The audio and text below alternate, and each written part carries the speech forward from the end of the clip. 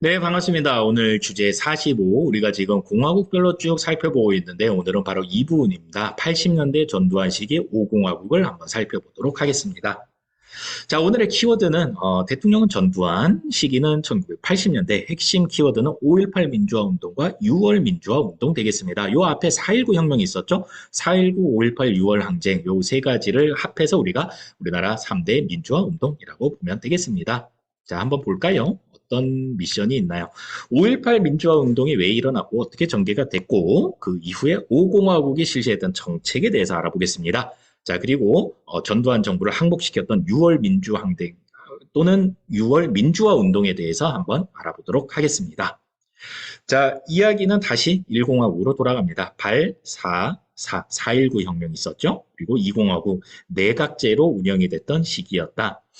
그런데 얼마 가지 않아서 군인 박정희에 의해서 뒤집어졌다. 그래서 이제 박정희 시기가 펼쳐지게 되는데 비교적 헌법을 지켰던 3공화국, 그 다음에 독재체제가 더욱 강화됐던 유신시대, 즉 70년대 4공화국 시기로 우리가 나눠서 봤고, YH 무역 사건에서 시작이 돼서 결국 12.6 사태로 박정희가 사망을 하고, 이 권력 공백에 틈타서 이제 전두환 노태우 등의 신군부 세력이 권력을 장악하고 있는 그런 상황까지 우리가 이야기를 했습니다. 자, 일단 박정희가 사망을 하고 당시에 국무총리였던 최규하가 10대 대통령에 일단 취임은 하게 됩니다. 자, 그런데 아까 말했던 신군부 세력들 있죠. 전두환, 노태우의 그런 신군부 세력들이 친위 쿠데타를 일으킵니다. 12월 12일 날 일어났던 사건이라고 해서 12.12 사태라고 부르는데 자신들의 상관을 이렇게 겁박을 해가지고 이제 모든 권력을 장악을 하는 이제 그런 모습이라고 보면 되겠습니다. 지금 여기가 바로 이 문이 바로 광화문입니다. 광화문. 지금 요 뒤에 있는 게 조선총독부고 이 당시에는 이제 중앙청으로 썼었는데 그 앞에 이제 아주 무장한 그런 군인들을 배치를 해서 공포 분위기를 조성을 하게 되는 겁니다. 자, 그러면서 전두환 노태우 세력들이 이제 차츰차츰 본색을 드러내기 시작한다라는 거예요. 그렇지만 겉에서 봤을 때는 여전히 대통령은 최규하고 지금 그 이후에 어떻게 하겠다라는 얘기가 정부의 공식적인 발표가 없는 그런 상황이었습니다.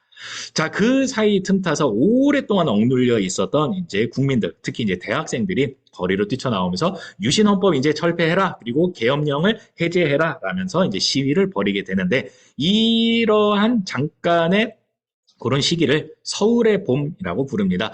왜냐하면은 이 유신 헌법으로 진행되던 전개됐던 그런 70년대 유신 정권을 우리가 겨울공화국이라는 별명을 붙였었거든요. 겨울이 지나면 다시 봄이 오잖아요. 자, 이제 11.5 사태로 박정희가 사망을 했으니 이제 봄이다라고 해서 요 잠깐의 시기를 서울의 봄이라고 부릅니다. 자, 유신헌법 폐지하고 계엄령을 철폐해라라고 이제 신군부 세력한테 요구를 했으나 신군부 세력은 유신헌법을 폐지할 마음도 계엄령을 해지할 마음도 없었습니다. 오히려 계엄령을 전국적으로 확대를 하고 모든 정치 활동을 금지시키는 강경책으로 대응을 하게 되는 겁니다. 그래서 이제 학생들이 깜짝 놀라게 되는 거예요. 이거 뭐지? 쟤네들 좀 뭔가 하려는 것 같은데? 그래서 주춤주춤하고 있는 약간 물러나 있는 그런 상황에서 딱 한 군데 전라도 광주에서만 이 대학생들이 이 신군부의 권력 장악에 반대하면서 용감하게 이 거리로 뛰쳐나오게 됩니다. 이 와중에 우리나라에서 가장 싸움을 잘하는 특전사이죠. 특전사. 이 당시에는 공수부대라고 불렸는데 이 공수부대를 광주에 투입을 해서 아주 잔인하게 진압을 하게 됩니다. 일명 5.18 민주화 운동의 시작이 되는 거죠.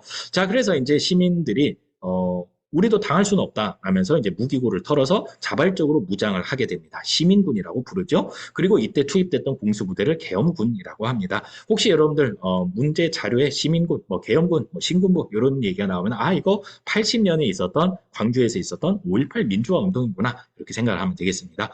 결국에 신군부 세력은 이 5.18 민주화 운동을 잔인하게 진압을 하게 됩니다. 그리고 나서 유신 헌법에 의해서 전두환이 11대 대통령에 취임을 하게 됩니다. 그리고 난 직후에 무슨 일을 하느냐? 국가보위 비상대책위원회라는 그런 기구를 만들어서 언론사를 통폐합했을 뿐만 아니라 길거리의 불황자들, 폭력배들을 좀 교화시킨다라는 그런 명분으로 삼청교육대를 운영을 합니다. 자, 그런데 이게 지역별로 할당량이 있어가지고 실제로 뭐 이렇게 잘못을 하지 않았어도 그냥 이렇게 통금 시간 어기고 막 이렇게 돌아다니거나 아니면 좀 말 안 듣는 대학생들이나 아니면 뭐 심지어는 말 안 듣는 고등학생들까지도 이 삼청교육대에 막 끌려가가지고 엄청난 훈련을 받다가 훈련 받다가 막 굶어서 죽는 경우도 있고 맞아서 죽는 사람도 굉장히 많았다고 합니다. 자, 어쨌거나 그리고 8차 개헌을 통해서 헌법을 좀 바꿉니다. 대통령 임기는 6년에서 7년으로 1년 늘어나게 되고요. 대신에 2번 할 수 있었던 거를 단임제 딱 한 번만 할 수 있게 헌법을 바꿉니다. 자, 간선제는 그대로 유지를 하지만 통일주체국민회의 대신에 선거인단을 구성해서 여기에서 간접 선출하게 되는 겁니다. 자, 이렇게 해서 바뀐 8차 개헌 헌법에 의해서 다시 한번 선거가 치러지게 되는데 이때 12대 대통령으로 전두환이 다시 한번 당선되게 됩니다. 자기들끼리 체육관에서 그냥 99%의 놀라운 지지율로 이렇게 당선이 된 거죠. 자, 여기까지 이제 헌법이 바뀌기 전까지죠. 그러니까 박정희의 4공화국, 그러니까 유신 헌법에 의해서 운영되던 그런 국가 모습이었고요. 81년도부터는 우리가 5공화국, 그냥 편하게 80년대는 그냥 전두환이 집권을 했었고 5공화국이다 이렇게 좀 정리를 해두면 좋을 것 같습니다. 강압책과 회유책을 같이 씁니다. 강압책은 뭐 그냥 잡아다가 고문하고 이제 이런 거겠죠. 자, 회유책을 한번 살펴볼까요? 학원 자율화가 있습니다. 학원은 여러분들이 지금 학교 끝나고 가는 그런 학원을 얘기하는 게 아니고요. 근데 학교 전반적인 환경을 얘기를 하는 겁니다. 아까 학교 자율화라고 하는 게 조금 더 여러분들이 이해하게 할 때 조금 더 정확할 것 같은데요. 그래서 이제 뭐 두발 자유화니 그다음에 뭐 교복도 다 없애버립니다. 그런 시꺼먼 교복 있었잖아요. 4.19 때. 예, 그런 교복들이 없고 이제 자유복으로 이제 사복 차림으로 이제 학교를 가게 되는 거예요. 중고등학생들이. 여러분들 예전에 개봉했던 영화 중에 써니라는 영화가 있습니다. 거기 보면은 주인공들이 여고생들인데 다 이렇게 사복을 입고 있어요. 자, 여러분들 부모님이 아마 이 세대에 해당이 될 것 같은데 한번 오늘 집에 가서 엄마 아빠한테 한번 물어보세요. 엄마 아빠 때는 교복 무슨 색깔이었어? 이러면은 엄마 아빠 때는 교복 없었는데 이렇게 대답할 가능성이 있습니다. 그러면 바로 이때구나. 학원 자율화구나. 뭐 이제 이런 거죠. 그다음에 오랫동안 유지됐었던 야간 통행 금지를 폐지를 하게 됩니다. 그래서 이제 반문화, 우리나라의 음주 가무, 반문화가 더욱더 성행하게 되는 이제 그런 조금 자유로워졌다 이런 얘기예요. 그다음에 해외 여행도 이때 자율화가 되고요. 그 전까지는 해외에 나간다는 건 꿈도 못 꿨어요. 이렇게 뭐 출장을 가거나 뭐 이렇게 뭐 유학을 가거나 거의 뭐 이 두 가지 경우를 제외하고 뭐 여행을 해외로 간다 이거는 꿈도 못 꿨었는데 이제는 해외 여행이 자율화됐다라는 얘기입니다. 자, 여러분들이 좋아하는 지금이 시즌이잖아요. 프로야구 출범을 하게 됩니다. 자, 그렇지만 국민들은 끊임없이 직선제 요구를 하게 됩니다. 지금 이 독재가 너무 길어지니까 너무 신물이 나는 거예요. 우리 손으로 직접 대통령을 뽑게 해달라라면서 직선제 개헌을 요구를 하게 됩니다. 자, 때는 바야흐로 1987년이 옵니다. 자, 이 와중에 대학생 박종철이 고문을 받다가 숨지는 사건이 벌어집니다. 여러분들 영화 1987을 떠올리면 됩니다. 자, 그런데 이 묻힐 뻔했던 사건이 한 기자에 의해서 이제 보도가 되게 되는데 이때 치안본부 지금의 이제 경찰청이라고 볼 수 있는데 자, 여기에서 이런 아주 말도 안 되는 얘기를 하죠. 박종훈의 소재를 묻던 중 갑자기 억 하고 소리를 지르며 쓰러졌다. 탁 하고 책상을 치니 박종철 학생이 억 하고 쓰러져서 죽었다. 뭐 이런 말도 안 되는 그런 발표를 합니다. 그러자 국민들이 더욱더 분노를 하게 됩니다. 정부가 은폐를 하려고 한다. 이렇게 될 수는 없다라면서 더더욱 시위가 벌어집니다. 헌법을 바꿔라, 개헌해라, 개헌해라 이제 이렇게 얘기를 하니까 4월 13일 날 대통령 전두환이 TV 앞에 나와서 이제 본인은 임기 중 개헌이 불가능하다고 판단하고 현행 헌법에 따라 내년 2월 25일 날 뭐 대통령 선거를 치를 예정입니다. 뭐 이런 발표를 하게 되는 거거든요. 4월 13일 날 기존의 헌법을 수호한다는 발표를 했다라고 해서 4.13 호헌 조치를 하는 겁니다. 그러니까 한마디로 국민들 니네들이 요구하는 직선제 개헌하지 않겠다 이런 얘기예요.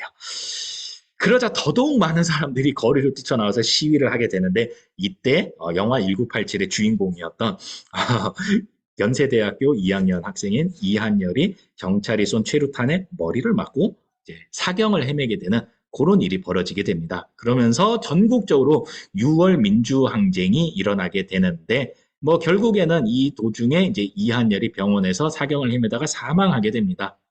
자, 호헌 철폐 독재 타도 이런 플랜카드가 보이시죠?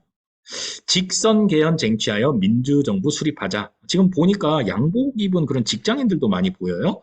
그리고 마침내 우리가 이런 이제 개헌을 이루어내고 이한열의 장례식 때입니다. 시청광장 앞의 모습이죠. 엄청난 사람들 보이시죠?